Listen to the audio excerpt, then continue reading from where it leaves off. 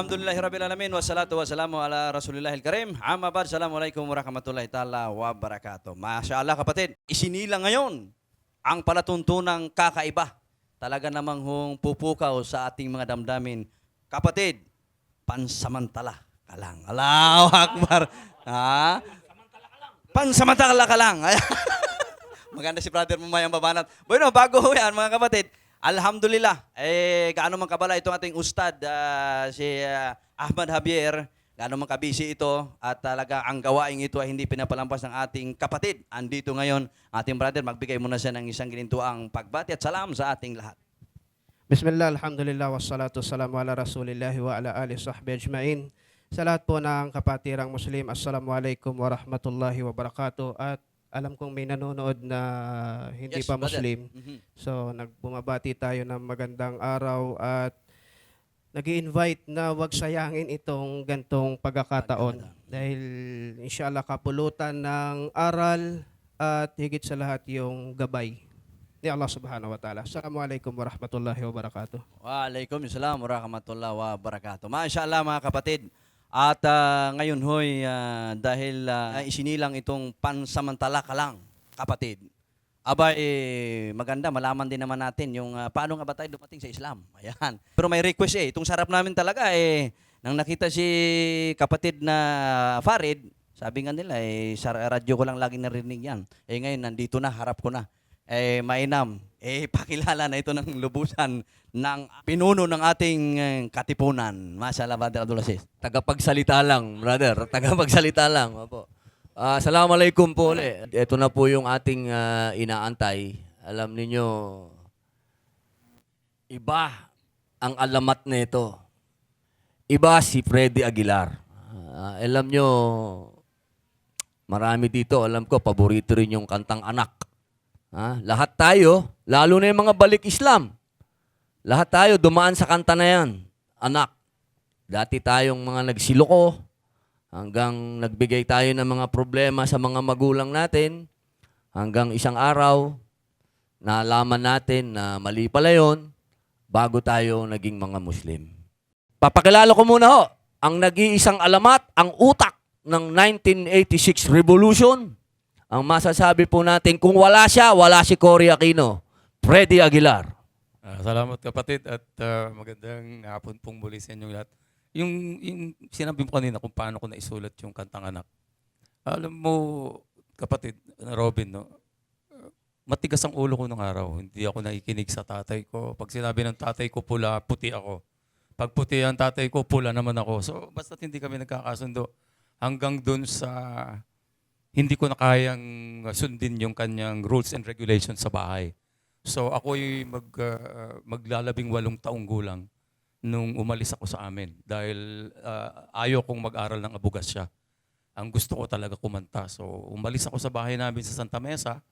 Ang dala ko lang ay yung aking gitara, isang knapsack bag na merong isang ternong maong at 3 t-shirt yata.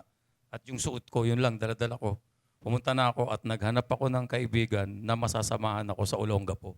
Sa hawaan ng mahal na Allah, nakarating kami sa Olongapo mag-aalas 6 ng hapon sa Magsaysay Drive. Pagpasok namin, nagbubukasan na yung mga ilaw doon sa Magsaysay Drive. Maraming club doon, dikit-dikit. Sabi ko, Diyos ko, ito yung lugar para sa akin. Doon nag-isimula yung kwento ko sa Gapo at doon din sa Gapo na isulat ko yung Anak. Dahil sa Olongapo, nung ako'y nagsosolo po doon ko na-realize na mahal ko ang mga magulang ko dahil nalayo ako sa kanila. At doon din na nung balik sa Olongapo na nandun pala ako sa tiyan ng nanay ko at ako'y kanyang inalagaan hanggang sa ako'y isilang. At nung isilang ako, ayaw nila akong padapuan ng langaw, ng lamok. Lahat ng pangangailangan ko binigay. Ano ang ginanti ko nung nagkaroon na ako ng sariling isip? Nagsarili ako dahil kung ano ang gusto nila, sinuway ko. Kung anong gusto kong gawin, gagawin ko. Dahil ang dating sa akin ng mga panahon na yun ay okay. So nung nakarating po ako ng Olongapo at nag-iisa na ako doon ko na-miss yung aking mga kapatid, na-miss ko yung aking mga magulang. At doon din po sa maliit na kwartong inuupahan ko, doon ko na isulat yung Anak dahil isang hapon, nakita ko yung labada, maiyak-iyak ako. Sabi ko kung nandun ako sa amin, walang ganitong nakatambak na labada, asikaso ako doon. Tapos eto na, kinuha ko na yung gitara. Ano bang nangyari sa akin? Ayun na, bumalik. Nandun ako sa tiyan. Eto na. Sumusulat ako, nung isilang ka sa mundong ito. Wala pang isang oras, mga kapatid. Natapos ko yung melody ng anak na sumikat sa buong mundo. Gitara na nasa kaset na may kasamang tilaok at tahol ng mga aso. Nung ito'y isubmit ko sa Metro Manila Popular Music Festival noong 1978. At yun po ang nagbigay sa akin ng biyaya. At yung kanta pong yun, isinulat ko dahil sa puso ko po ng mga panahon na yun, ay nagsisisi ako sa pagbibigay ko ng sama ng loob sa aking mga magulang. Ang kanta pong anak ay kanta ng pagsisisi ng isang anak na naging prodigal son sa kanyang mga magulang. Allahu Akbar. Babalikan kita, Freddy. Ustads, pwede mo bang maipaliwanag sa amin kung gaano ka-importante ang ina sa Islam? Bismillah, alhamdulillah, wassalatu wassalamu ala rasulillah. Masya Allah, kakaibang storya, pero nandun yung aral. Sa Islam, sinabi ni Allah subhanahu wa ta'ala, sa tuwing binabanggit yung tawhid, sambahin mo si Allah, sambahin mo si Allah. Kasunod niyan, wabil walidaini ihsana, wabil walidaini ihsana. Palaging kasunod na ang pinakamataas sa atin na aral ay tawhid, pagsamba kay Allah subhanahu wa ta'ala. Pero titingnan natin, palaging isinusunod doon ni Allah subhanahu wa ta'ala yung pagmamahal mo, pagrespeto mo, paggalang mo sa iyong mga magulang. Kasunod ng pinakamataas. So siguro sapat yun para pagmuni-munihan natin kung ano ang karangalan at katayuan ng mga magulang sa Islam. Ustads, meron pa po yung tungkol naman po sa hadith na ang paraiso ay nasa paa ng ina. Opo, kaibilang ito sa mga galing sa Propeta Muhammad sallallahu alaihi wasallam, at naalala ko pa yung isang hadis na Propeta sallallahu alaihi wasallam, dumating yung isang lalaki, "Ya Rasulullah, sino ba ang dapat kong pag-ukulan ng pagmamahal sa mundo?" Ang sabi ng Propeta sallallahu alaihi wasallam, "Nanay mo." Kasunod po, "Sino ya Rasulullah?" "Nanay mo." Kasunod po, "Sino ya Rasulullah?" "Nanay mo." Tapos sa pang-apat, sinabi niya, "Ang tatay mo." 3 beses. Pero ang Islam, ganun nilikha ni Allah subhanahu wa ta'ala na kung magmamahal tayo, mas lakihan natin sa nanay at kasunod sa tatay. Hindi naman pinababaliwala yung tatay. Kaya lang yun ang balanse para kay Allah. Yun ang balanse. Sapagkat yung nanay natin ay mas karapat dapat pag-ukulan ng pagmamahal kesa sa tatay. Pero wag natin tingnan yun ng maliit dahil hindi rin binabaliwala ang tatay sa Islam. Napakagandang mga ganap, mga kapatid, dahil nakikita po natin yung duktong kay Freddy. Yung tungkol sa kanyang kanta na anak, na nagsisi siya at nagpunta siya sa kanyang nanay. At dito naman sa Islam, talagang pinalalakas na ang pagmamahal natin sa ating ina, 3 beses, pang-4 sa tatay. Mabalik ako sa iyo, Freddy. Thank you, Ustads. Yung patungkol po dun sa kanina, lahat naman po tayo pinanganak na Muslim, at katulad namin ng aking Kuya Romel, kami nabautismuhan sa Katoliko, ganun din po kayo. Opo. Hindi na po kayo nagkaroon ng ibang religion. Kapatid na Robin, born again Christian pa ako noong 1983. Dahil sa paghahanap ko nga sa isang Diyos. So napunta ako sa born again. Akala ko, naging born again ako noong 1983. Nakita ko sa panandalian doon ang isang Diyos hanggang sa nakita ko yung sobrang pagtalakay tungkol sa pera doon. Nakikita ko lahat ng leader halos ng mga born again group ay nagpapayaman. So hindi ko rin makita doon ang tunay na Diyos. Kaya makikita natin dito na tugma na naman yung sinabi mo, Freddy, na sa Islam, wala talagang yumayaman na imam. Wala pa akong nakita na kahit isang ustad na nagpayaman. At ako'y, kung meron man akong makikita, isa lang ang masasabi ko dyan. Pansamantala ka lang! Ngayon naman po, mabalik tayo. Nung revolution po, born again kayo nun. Oo, born again ako, kaya ang tapang ko nga dahil akala ko tama na yung relihiyon ko. Kasi nabasa ko din naman doon sa Biblia na pag ikaw ay nasa tamang daan, hindi ka dapat matakot sa kadiliman. Malaking tulong din yung natutunan ko dahil ang tinatawagan ko mula nung ako'y Katoliko ay iisang Diyos talaga. Kaya lang, hindi ko nga makita doon sa grupong pinupuntahan ko pag ako'y nagdadasal. So, naghanap ako ng naghanap. Noong mga panahon po na ito, wala pa kayong nakakausap ng mga Muslim? Meron na, kapatid. As early as 1978, nung sumikat ako, at ako'y umikot sa buong Pilipinas, Ang akala ng mga kapatid nating Muslim sa Mindanao ay isa akong Muslim. Oo, kasi nga, dahil Kasi meron yung kang way kanta. yung way of life ko daw at yung mga Oo. panulat ko, eh, Oo. yun daw yung mga tinutumbok ng Islam. Na akala nila, ay, Muslim pala. So pagdating doon at makausap nila ako, tinatanong, hindi po kapatid ka ako, hindi ako Muslim. Pero wala po akong pinipiling religion. Iginagalang ko po lahat ng religion ka ako at naniniwala po ako na iisa lang ang Diyos. So hanggang sa, ayan, dumami yung mga naging kaibigan ko kapatid. At doon din sa mga panahon na yun, kapatid na Robin, ay naghahanap na ako ng translation ng Quran. Wala akong makita. Oo, Wala nung panahon ako. na yan, Oo, wala pa, no, Brother Noon Yusuf. pa lang, ano? naghahanap-hanap na ako. Humihiling na ako sa mga kapatid na Muslim na, sabi ko, kapatid, baka naman pwede mo akong bigyan ng English ng Quran kako para naman mabasa ko kasi kako hindi ako marunong bumasa ng Arabic. Noon, interesado ka na. Noon pa lang, kapatid, interesado na ako magbasa Dahil ng Quran. sa Paghahanap ko sa isang Diyos. paghahanap. Meron kang nakitang Muslim ba na nagsasala noon? Meron ka bang... Wala pa. Pero Kasi tuwing may- pupunta ako sa Mindanao, kapatid ay Pero narinig mo Muslim na ba na yung bang concert. noon? Yung bang, yung adan noon? Anong naramdaman mo, Kapredi? Unang-una mong... Siyempre, sa akin parang stranger sa akin. Pero sabi ko parang napaka-solemn. Ayun, yun ang dating sa akin. Parang ang solemn niya. Ganun. So, ayun, naging interested ako sa kanya. Pero hanggang dun lang sa interest. Kasi nga, hindi ko nga siya maintindihan dahil wala nga nag-aabot sa ating mga kapatid pa noong mga panahon na yun ng Quran na maintindihan ko. Wala pang mga dawa noon. Wala pa. Wala Wala pa, pa, sarado pa. Sa madalit salita kapatid, nagkaroon lang ako ng English Quran nitong nakaraang taon lang nung Nobyembre lang. Ayan. Allahu Akbar, Nauna pa akong nagsyahada bago ko nakuha yung Quran na maintindihan. Pupunta na tayo dyan. Yan ang pinakamaganda. Ito na yung inaantay natin, mga kapatid. Marami tayong matututunan dito sa ating alamat. Ito yung ikukwento na niya kung ano yung dumating sa buhay niya na nagtulak upang yakapin niya ang Islam. Allahu Akbar. Kapredi, ito na. Nakanganga kami ngayon lahat. Pakikinggan namin itong enlightenment. Kapatid na Robin, mga Mayo last year, Muslim na ako. Pero hindi pa ako nagsasyahada. Kasi nga gusto kong pag-aralan muna sana. Gusto ko nga magkaroon muna ng kopya ng Quran. Para pag, ang gusto ko naman sana, pag sinabi kong Muslim po ako, pag tinanong mo ako, meron akong konting alam. Hindi yung, kasi alam mo na, lalo na tayo, nandyan tayo lagi sa kilala tayo ng mga tao. Siyempre, pag nalaman ng mga tao na Muslim ka, Kapredi, Muslim ka na pala, may tatanong, tapos wala akong alam. Parang ang dating ko nun magiging masamang reputasyon sa isang Muslim kung hindi ako makasagot man lang ng kahit kapraso. So gusto ko sana, pagka nagsyahada na ako, alam ko na. Kaso hindi na umabot doon, kapatid na Robin. Kasi nga, binigyan ako ng award sa Soler, merong isang mama na nagtanong sa akin na hindi ko iniisip na ito'y pag-uusapan.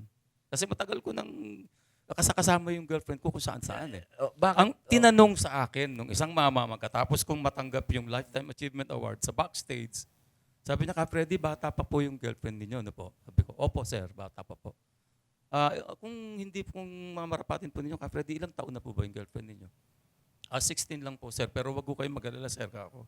Lahat po ng labas namin, may kasama pong chaperon at alam po ng kanyang mga magulang yung pinupuntahan namin. So, no harm done po. So, doon na natapos. Kinabukasan nun, ayun na, tinira na ako sa kung saan-saan. Hindi man lang nila inalam kung paano kami nagkakilala ng girlfriend ko. At ito yung pagkakakilala namin. Nung nakaraang eleksyon, ako po ay pinapunta ng isang kaibigan kong si Joel Teves sa Oriental Mindoro upang tulungan ko siya sa kanyang kandidatura bilang isang vice mayor. Doon ko po nakilala yung asawa ko ngayon. So nakita ko po sa gilid ng mata ko at kinalabit ko yung katabi ko. Ano sa tingin mo? 19 o 21 years old? Sabi nung egg pie, 21 kaka. So tinanong ko rin yung mga anak ko. Sabi ko, anak, sa tingin mo, 19 o 21? Sabi nung anak ko si Jonan, maraming tato. 23 pa nga yan, tay. Tatay ang tawag sa akin. Yung bunso ko naman, tay, mga ano siguro yan, 20. So safe ako, di ba?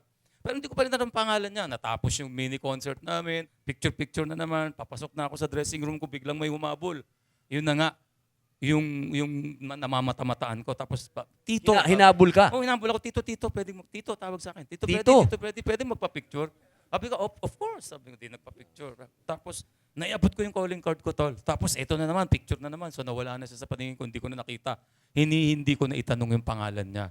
Hanggang sa bigla siyang nag-text. Ang nakalagay sa text, Kapredi, natatandaan pa ba ninyo yung inabutan ninyo ng calling card? Nag-iisa lang ho yung inabutan ko ng calling card. Yung iba hong inabutan ko ng calling card, puro business na po yun. So yun, nakilala ko na siya hanggang sa niligawan ko na. At Naitanong mo ba sa kanya yung edad niya? hindi pa rin. Hindi pa? Hindi pa rin. Oh, Naging girlfriend ko siya. ano Hindi ko pa rin yun? alam. Oh. Kasi ang tingin nga, safe na. 19, 21, 23 nga. So nagde-date na kami. Hanggang sa meron akong kaibigan na mag-birthday sa Malaysia at ako'y inimbitahan na pumunta doon. Sabi ko, babe, gusto mo sumama sa Malaysia? Pagpaalam mo ako sa magulang mo. Magulang ko, sabi, sige. Tinawagan ko. Sabi ng magulang, walang passport yung anak na. Ay, madali lang, may kilala po tayo. Sige na po, akin na po yung birth certificate. Ganito. Nung makita ko yung birth certificate, told doon na ako talaga. Sabi ko, ba't hindi mo sinabi sa akin, 16 ka lang? Bakit? Hindi mo naman tinatanong, sabi niya. Pero nandun na, nag-date na kami, lumalabas na kami, tuloy na. Hanggang doon na nga, yung sa award. Kung hindi naman ako si Freddy Aguilar, hindi naman pag-uusapan ito. Kung nagkataon kung ako'y isang simpleng driver o simpleng nagtitinda ng dyaryo or simpleng obrero, hindi naman big deal ito eh. Wala akong masamang intensyon. Paulit-ulit kong sinasabi, hanggang sa tumawag na sa akin si Governor Mangudadato, kaibigan natin, si Gov, na alam niya kasi na Muslim na nga ako, kulang na lang yung syahada. So sabi niya, bro, hindi na maganda yung mga pinagsasabi tungkol sa'yo. Masyado ng foul yan, bro. Sabi niya, magpakasal na kayo ni girlfriend mo. Sabi niya, pero kailangan hingiin mo yung consent ng kanyang mga magulang. Dahil sabi niya, kahit ikasal ko, kahit sa Muslim, sabi niya, pag walang consent ang magulang, hindi pa rin kayo pwede magpakasal. Napakaswerte ko, Robin, na nung hiningi ko yung consent ng mga magulang, pumayag yung mga magulang na magpakasal kami sa batas ng Muslim. So, ayun. Kaya napadali yung pag-amin ko na isa na akong Muslim kahit wala pa akong kaalam-alam at hindi ko pa nabubuksan yung Quran. Subhanallah. Yun ang naging daan. Yun yung naging daan ng matagal ko ng paghahanap. Yun ang parang ginamit ng mahal ng Panginoong Allah ay yung aking misis na ngayon na nakilala ko sa Mindoro. Kanya-kanya tayong naging daan eh. Sa amin, hindi dalaga eh. Kulungan eh. Sa amin, kulungan ang naging daan sa amin para maging Muslim. Ustads, sa Islam ba, ilang taon ang pwedeng mag-asawa ang babae? Yung nabanggit ni Kapredi na 16 years old, ito ay normal na nagaganap sa ilang mga lugar ng mga Muslim, especially sa Middle East. Walang kakaiba doon na nag-aasawa yung babae ng 16 years old. Bali ngayon, wajib na magsala, mag-fasting, isa ng ganap na tao na Muslim yun na pwede nang mapangasawa. Kaya wala tayong makikitang pagkakamali sa pag-aasawa ng isang lalaking Muslim sa 16 na taong gulang. Wallahu ta'ala a'lam. Malinaw ka, Freddy, na talagang iba't iba kung paano dumating sa atin ng Islam. Sa iyo, dumating ang Islam sa pamamagitan ng ganyan pag-aasawa. At sana, ang hinihingi ko sa ating mga kapatid na nandirito ngayon, ay tulungan natin ang ating kapatid na iparating pa sa ating ibang mga kapatid ang sinabi ni Ustads. Napakalinaw. Walang nilalabag na kautusan ng Islam ang ating kapatid. Alhamdulillah. Ang kanyang desisyon na mag-Muslim, hindi yon galing sa kanino man, kundi ang alalamang. Ang alalamang ang nagsasabi kung sino ang magmumuslim at kung sino ang hindi. Kaya hinihingi ko ang inyong tulong na sana tulungan natin makapagpaliwanag ang ating kapatid na Kapredi upang maliwanagan ng ating mga kapatid. Una, wala siyang nilabag sa Islam. Pangalawa, siya ay Muslim. And there's nothing else I'd rather be. No, there's nothing else I'd rather be.